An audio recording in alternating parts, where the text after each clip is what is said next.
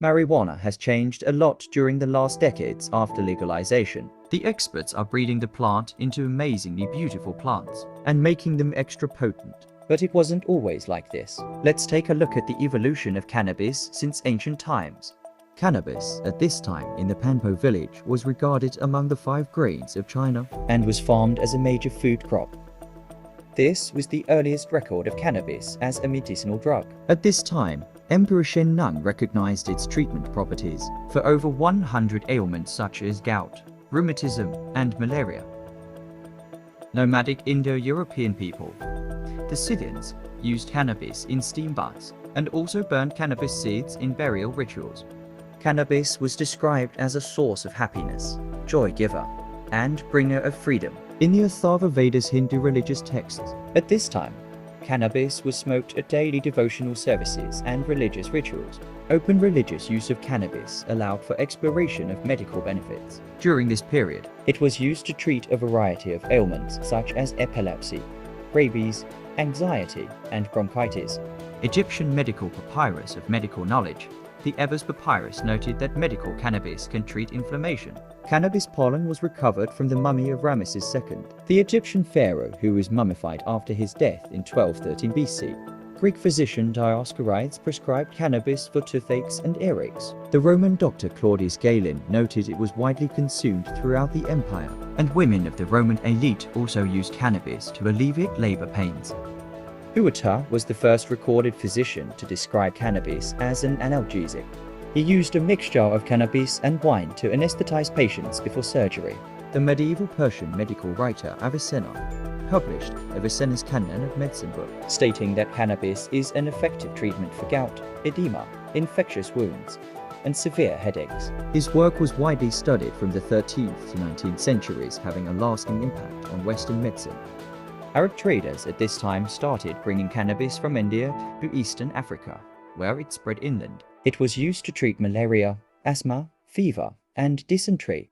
The Spanish brought cannabis to the Americas, where it was used for more practical purposes like rope or clothes. However, years later, it would be used as a psychoactive and medicinal drug. Napoleon brought cannabis back to France from Egypt, and it was investigated for its pain-relieving and sedative qualities. At this time, cannabis would be used to treat tumors, cough, and jaundice. Irish Dr. William O'Shaughnessy introduced the therapeutic uses of cannabis to Western medicine. He concluded it had no negative medicinal effects, and the plant's use in a pharmaceutical context would rapidly rise thereafter.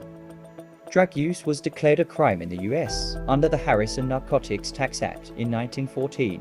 It was in the 60s when pot growers first started to breed genetics. The all-time loved strain by the hippies in the 60s was the Colombian gold strain, a landrace sativa from Colombia. The molecular structure of THC, an active component of cannabis, was discovered and synthesized by Israeli chemist Dr. Raphael McCollum. In 1970, cannabis became categorized as a Schedule I drug in the US, which limited further research into the plant, as it was listed as having no accepted medical use, although the only available weed in the US was primarily Mexican or Colombian. Panama Red managed to capture the attention and affection of cannabis enthusiasts in the 70s. Perhaps because it was so strong, it was reported to have almost psychedelic effects.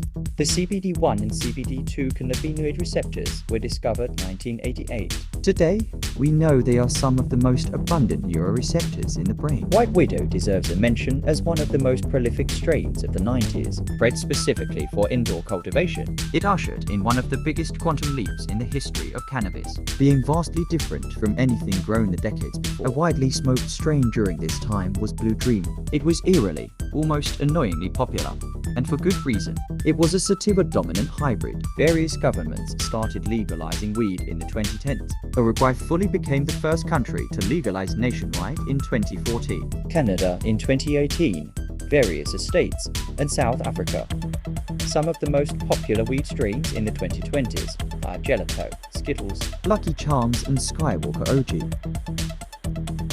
Well, there you have it, the full evolution of ganja since we have recorded information. As always, thanks for all your support. Click the video appearing now on your screen to continue your relaxation. Peace and love.